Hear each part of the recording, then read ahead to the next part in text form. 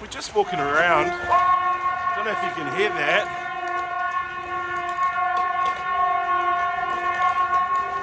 But we don't know what it means, but a group of kids just started sprinting from the road.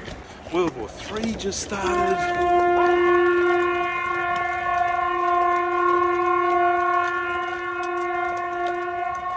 Doesn't mean run for a bomb shelter. We're in this guy, we're like, what is this? He goes, oh, it is a practice for the Russians. We have been staying at the Go Hotel, right by the airport. It's been a great place to stay. We are now packed and ready to move on to Sweden. Sweden will be country number 38, 39, 38, 37. Who even knows? It's not about counting countries anymore, it's just about survival for the next month.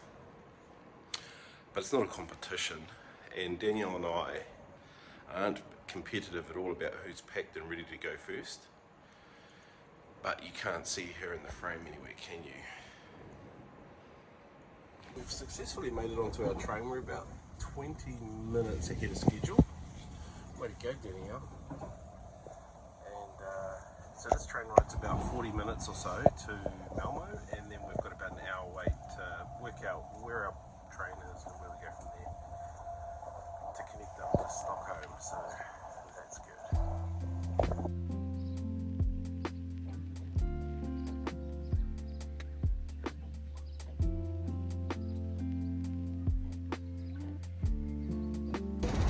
Okay, we're on the longest bridge going over this stretch of water to Malmö.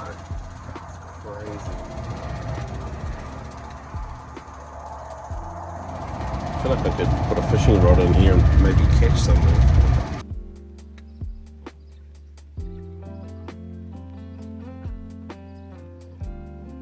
We've just had the announcement to pull out our passports or document or identification for a check. That obviously means we're in Sweden. So let's go.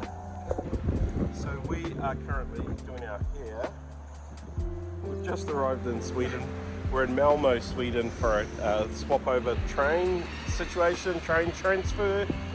It's early morning leave this morning. Yeah, we're on the 7 o'clock train across the here. It took about 37 minutes to get to our next country from our last one. And most of it was across the bridge. That was an interesting border crossing though, because on the train they said please have your identification pass and your passport ready. We pulled ours out, no one come and asked us, so here we are. We're in the EU, we're in Schengen country zone, so obviously no border crossing, but we are going to go and find out where our next train is.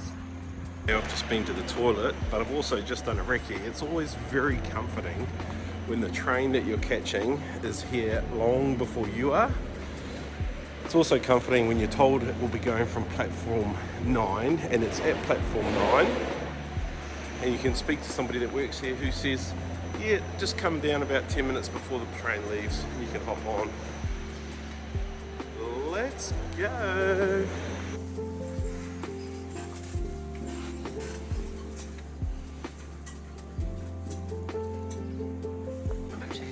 We have just boarded our train from southern Sweden, and we're going on a 6-hour train ride now to get up to Stockholm.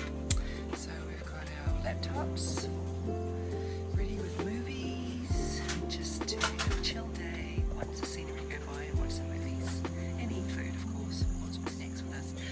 We've also got breakfast on the train somewhere in one of these garages in about an hour's time.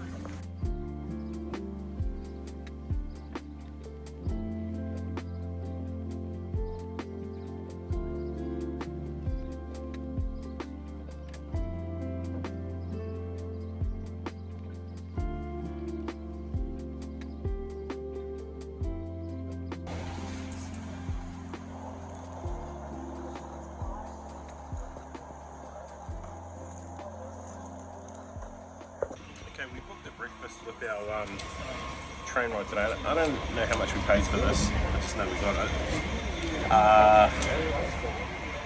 Might not win any awards, but we'll let you know in a minute.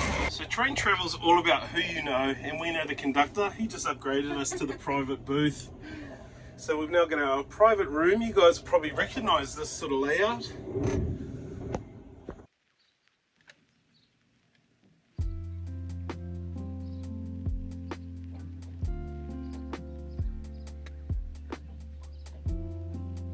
I just wanted to challenge some stereotypes about study and learning. You're never too old to learn. And one of the crazy things timing-wise I decided to do was get a degree. All my family are smart people, they've all got degrees. I'm the only one. Everyone's got a bachelor of this and a bachelor of that. Trevor's a mug though, he's got none of that. So I'm doing a Bachelor of Applied Management and I'm about 2 weeks behind on an assignment that's due. So train travel's cool because laptop out, Wi-Fi on the train, doing research, reading, watching and learning so that I can complete my next assignment, which is due anytime. I don't know that I'd recommend you travel the world with some study deadlines necessarily, but I do recommend study no matter the age.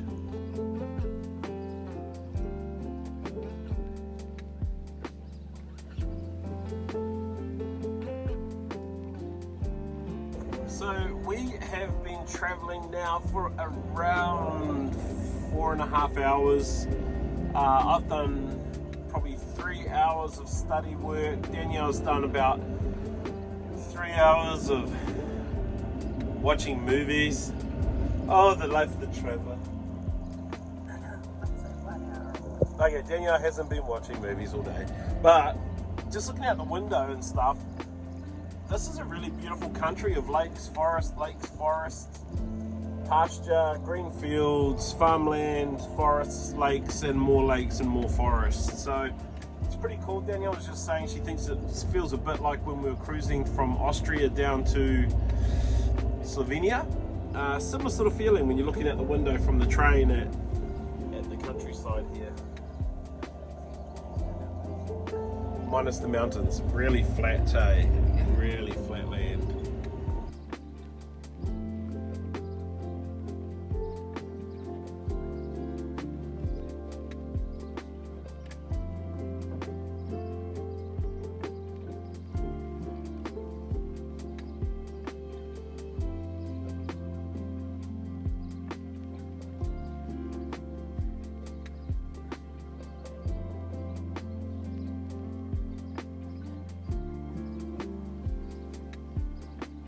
Well, so far so good on the train activity.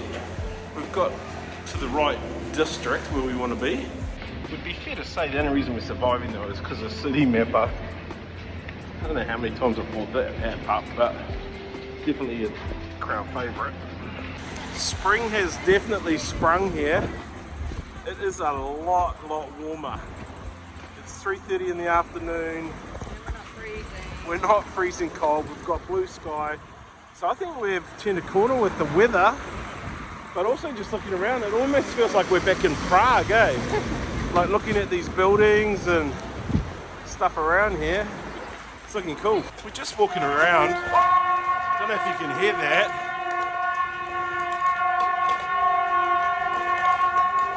But we don't know what it means, but a group of kids just started sprinting from the road. Is that a tsunami warning or a nuclear war attack? Has World War III just started?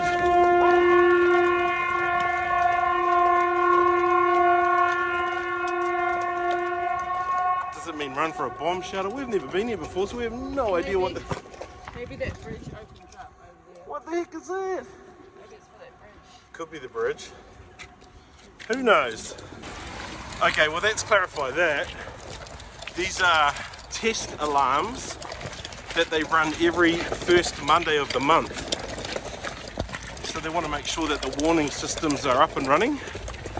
I just asked this guy, we're like, what is this? He goes, oh, it is a practice for the Russians. It's hard to not switch off your New Zealand brain. Like, we just feel so disconnected from it. It's like, not our problem, it's miles away, but we aren't miles away anymore. We are pretty close. Do you hear what he said? Yeah, a testing for Russians. Practice for Russians, test every... we are getting close. They're just kind of Oh, we are closer, yeah. they're just over there.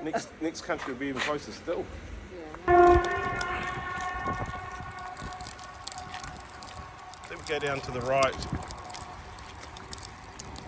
Bag, and we're just going with like a little backpack lighter than this with like a change of clothes and that's it. And we're going bush or we're going to the airport? No, we're going straight to the airport. We said to the guy, what do we do if we hear that and it's not a Monday? And he goes, oh my goodness, pray to God. Oh, I missed that You bit. didn't hear him? No. He was like, pray to God. I was like, what are we supposed to do if we hear this and it's not Monday, the first Monday of the month? Oh my goodness, pray to God. Oh, okay. Well, lucky we say our prayers every day. We've just been up to our room that we've got booked, and it looks like quite a nice little apartment actually. But we've had a little snag because it hasn't been made over ready for us. So we're trying to reach out to the host to give them a little bit of time to get that remedied, and then we'll head back up. We did ditch our bags though, and we're going to go for a walk to see if we can find some water for a view and just check out the neighbourhood. It looks quite pretty down here. Well, it is about 4 o'clock, and you can see that the sun's trying to set on us over here. But here we are down at the local waterfront, right next to our accommodation. Pretty little spot, but the wind's up here because obviously we're very close to the water and this is a bit of a wind tunnel.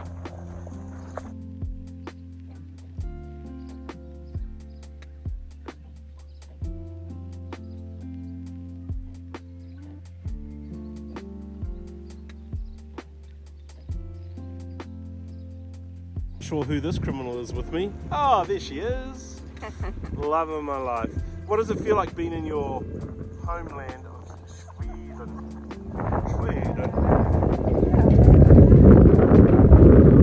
It's your homeland, it's your people. Actually, just I'm just on the lookout for people that look more like my grandfather, my papa. And I saw a little old man earlier, and I thought, man, he looks more like my papa than the people that I saw in Norway. So yeah, I think a few days ago. Yeah, I'll see if my papa size looks more Swedish than Norwegian, which was his grandmother.